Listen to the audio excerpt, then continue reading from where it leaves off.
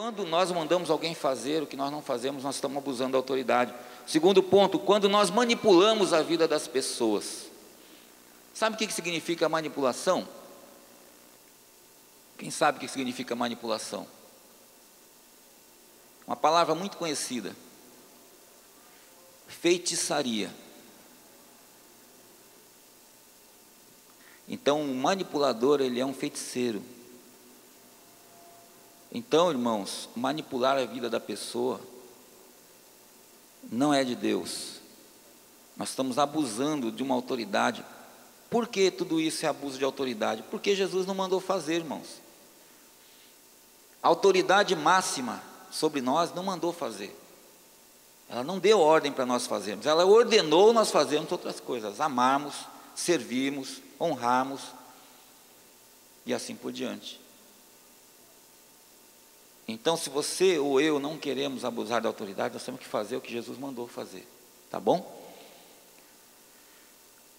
Outro ponto: quando nós constrangemos as pessoas a nos obedecerem. Às vezes nós usamos sentimentos. Por isso que está falando sobre homem espiritual. Nós precisamos ser espirituais para não usarmos os nossos sentimentos e as nossas emoções para discipularmos ou pastorearmos a vida das pessoas que não são nossas, do rebanho de Deus. Nós não podemos constranger as pessoas, deixá-las constrangidas a nos obedecer, usar nosso sentimento, nosso sentimentalismo. Não, nós precisamos agir com toda a clareza, toda a decência diante do Senhor, seguir o exemplo do nosso mestre. Mais um ponto: quando nós queremos levar vantagem sobre a vida de alguém que tenha melhor condições financeiras e que está sob a nossa autoridade. O Luiz comentou sobre isso também. Isso é uma coisa muito terrível, viu, irmãos? O Dani falou aqui que nós podemos excluir alguns.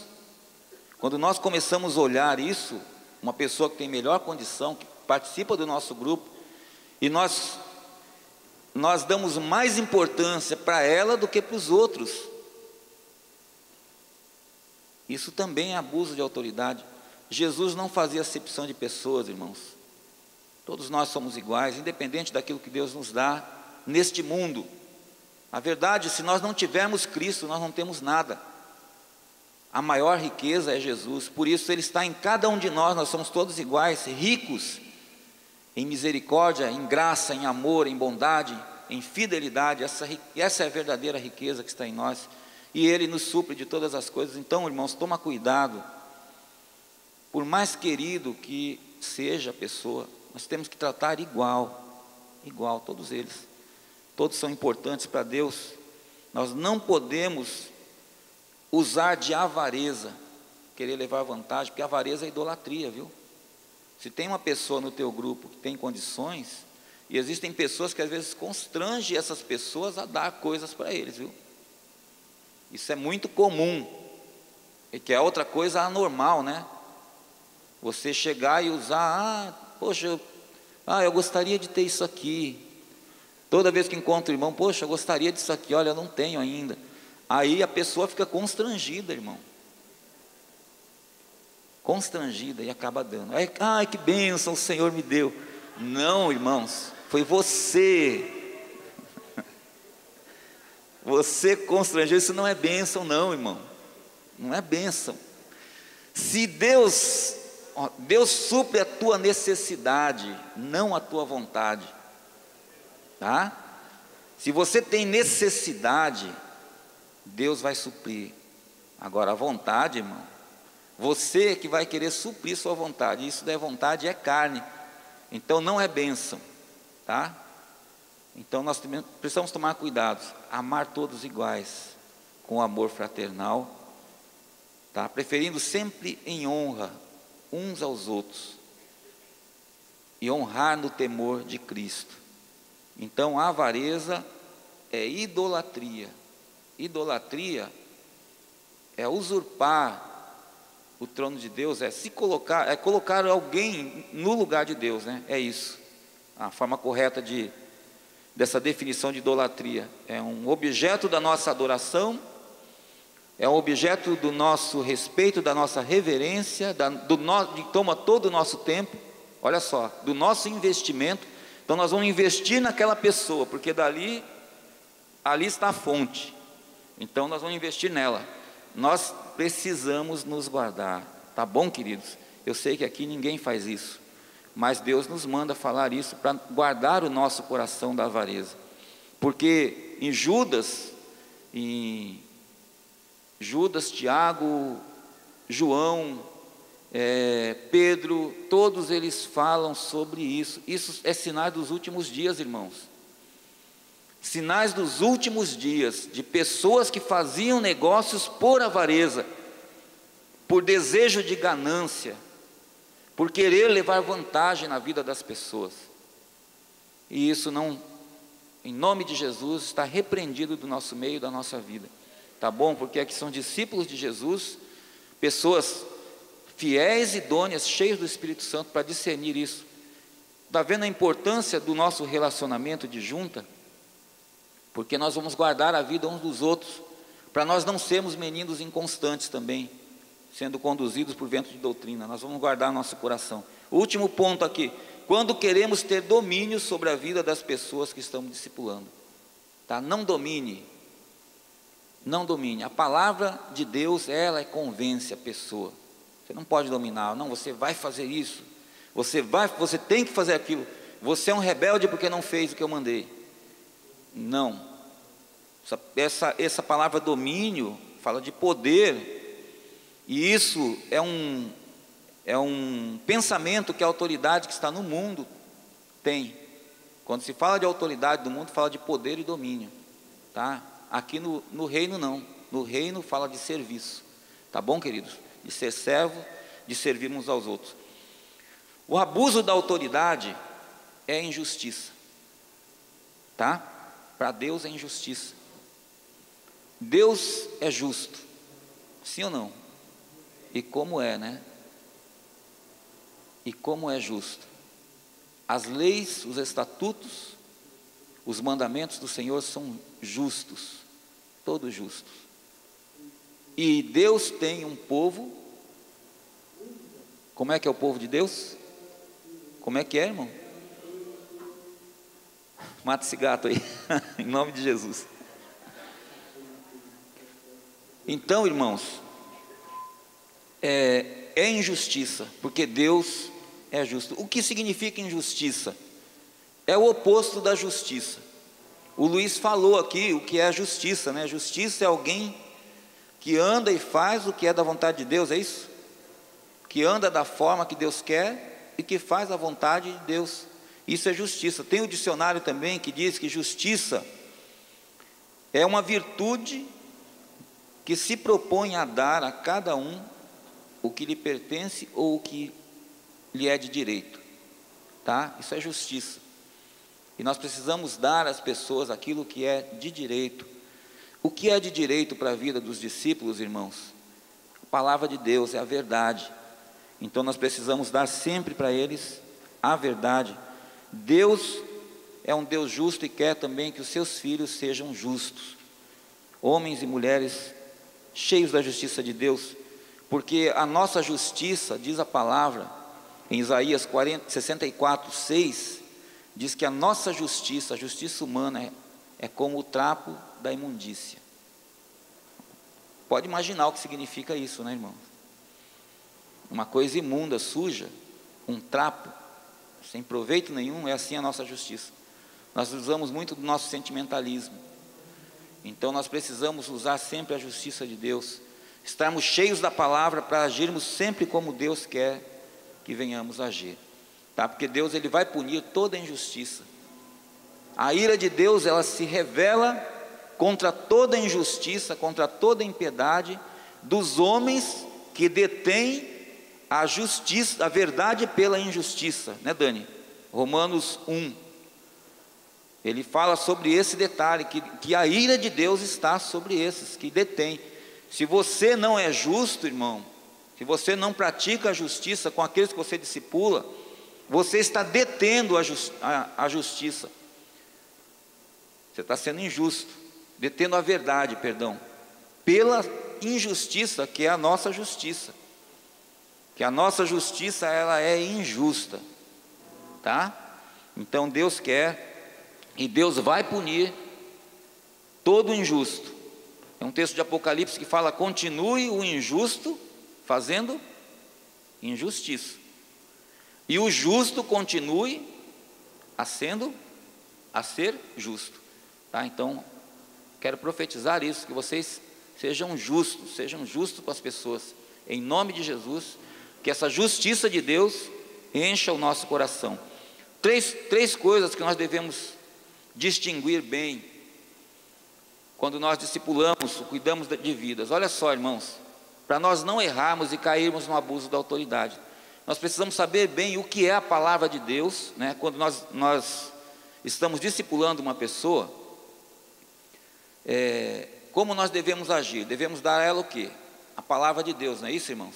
Então nós precisamos distinguir o que é a palavra de Deus, o que são os nossos conselhos e o que são as nossas opiniões, tá? Uma vez o Rogério comentou sobre isso, o Rogério lá de Porto Alegre. Eu fiquei analisando, porque às vezes a gente dá tanto conselho para os discípulos, o discípulo vem buscar conselho conosco. Se tem alguma coisa errada na vida do discípulo, e você tem uma palavra absoluta de Deus, irmãos, você dá essa palavra, tá? Palavra absoluta. A palavra de Deus, ela é absoluta. O discípulo deve obedecer a palavra de Deus, tá? A minha palavra, ele não obrigatoriamente deve obedecer.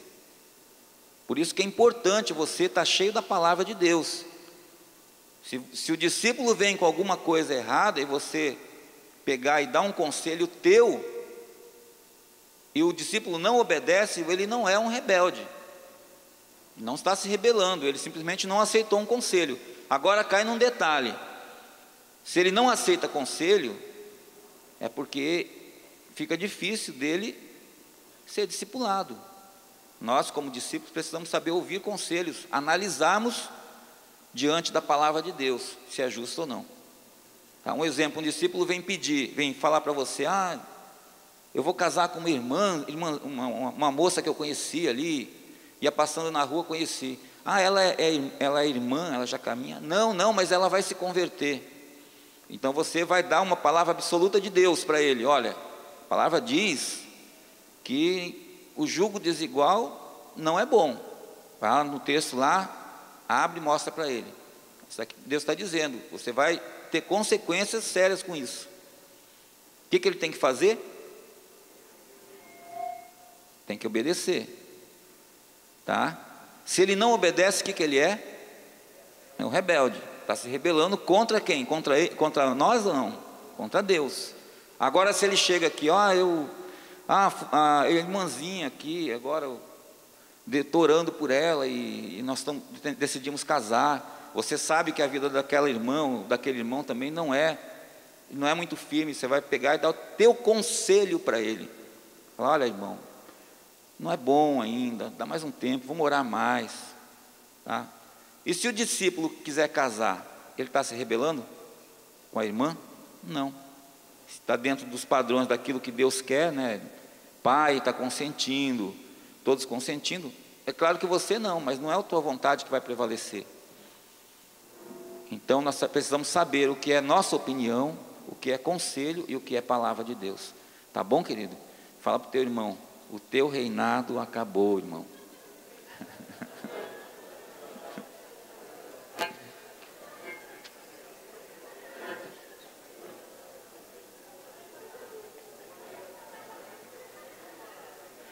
Autoridade, irmãos, último ponto aqui, foi conferida por Deus a cada um de nós, para nós cooperarmos com a edificação.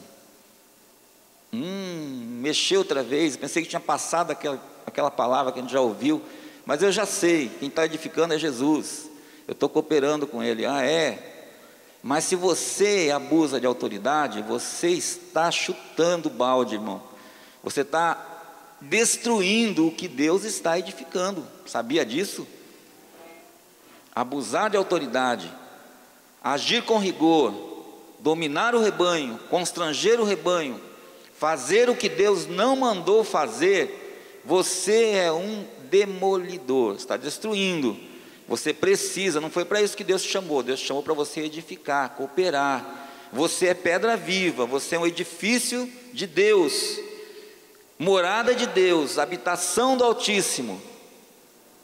Você precisa discernir bem o que edifica e o que não. O abusar de autoridade, nós vamos destruir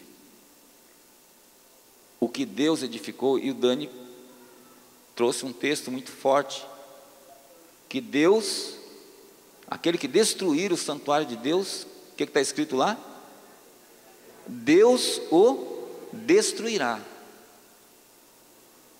Misericórdia, irmãos, isso de modo algum vai estar no nosso meio, tá? Nós estamos trazendo aqui algo que Deus tem nos revelado, para que nós guardemos o nosso coração com esse temor que Deus já tem gerado em você.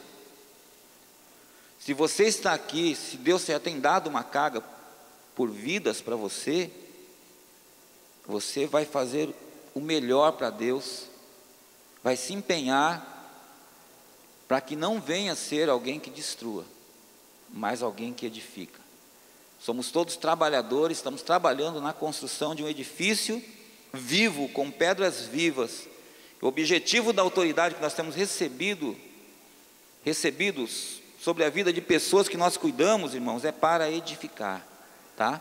Fala para o teu irmão, a autoridade que você recebeu de Deus é para a edificação e não é para a destruição. E fala para ele, o teu reinado acabou.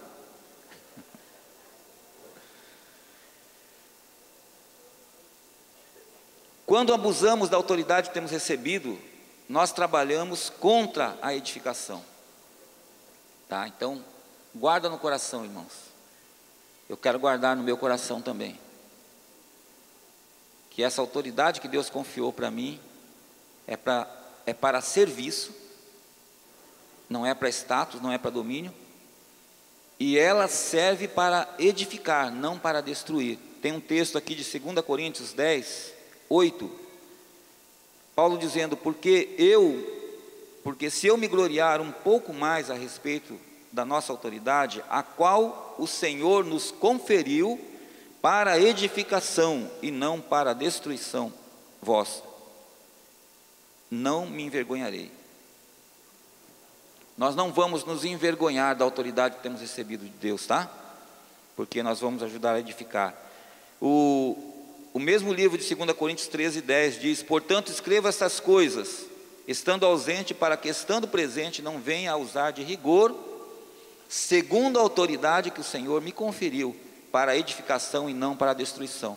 Aqui você vê que ele usa de rigor, ele está sendo duro com alguns que são desordenados e desobedientes, mas esse rigor, ele diz assim, né, essa autoridade, eu vou usar com rigor, mas essa autoridade que Deus me conferiu é para edificar, não para destruir, tá? O homem espiritual, ele tem essa maturidade de usar de rigor